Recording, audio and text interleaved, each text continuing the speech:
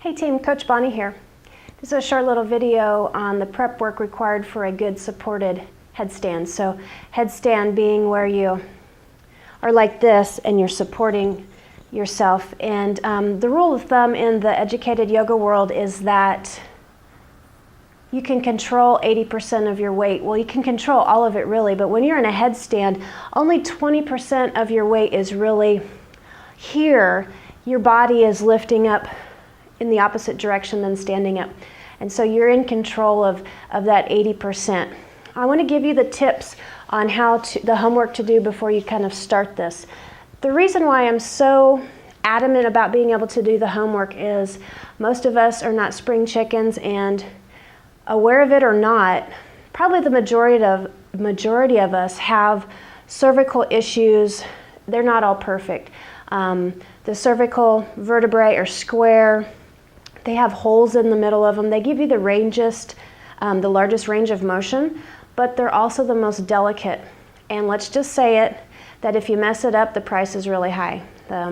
Your veins and arteries run through these holes in the bones. So if you're messing up and you're putting too much weight, or you have a pre-existing condition and you find out when you're trying to do your headstand, not the thing to do. So adamant about the homework. And the first one is to have a strong plank, okay? So I'm gonna show you a strong plank. So a strong plank looks just like this. See, my back's not swayed, doing all that. Nice strong plank.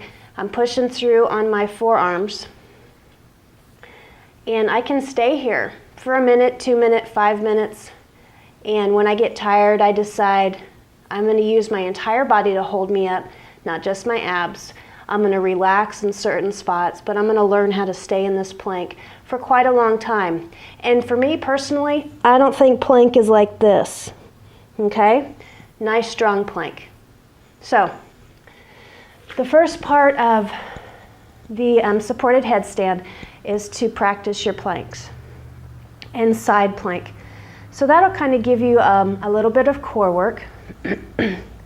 A lot of times ladies, if they've had children and whatnot, they'll miss a little bit of core here. So I wanted to show you another bit of homework that you can do if you've had a C-section or whatnot.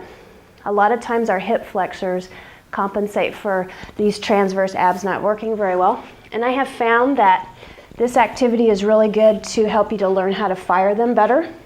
So then when you change orientation, say you're upside down, you're familiar with them, and you know how to use them.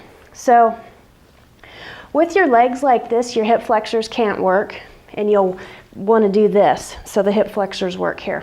So if we wanted to do a sit-up like this, so if this is hard for you, just control the down. There'll be a point right about there where you want to fall down and then come back up. And so you do this activity, maybe get to 3 sets of 10. Notice that I'm not putting a lot of effort in the upper body and my face. So that is another good activity to do to develop some core strength here. The aids for that is maybe using your legs. Don't straighten your legs out. Use a rope on a doorknob. Put your feet underneath the couch for a while, because that's a hard activity for some.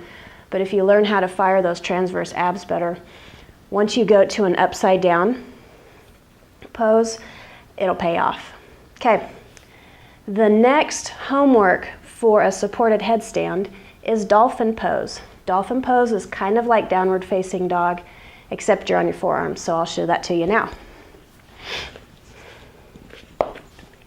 In dolphin pose, your head is off the ground completely, and you're really pushing through your forearms. So this is dolphin pose. My hamstrings are tight, so I'm bending my knees. I'm trying to get my back flat. I'm really pushing through my forearms. I'm pressing my chest back towards my thighs. Really strong here. So give some grace to the backs of the legs if they're tight. If you wanted to add extra to your dolphin pose, you know, stay here for a while, you could do this swinging dolphin.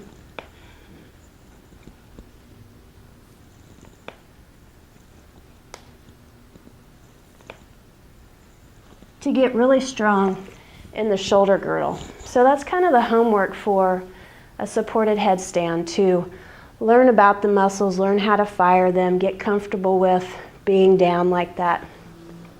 There's a lot of other elements in supported headstands, so in part 2, we'll address that. Give it a try. Let me know.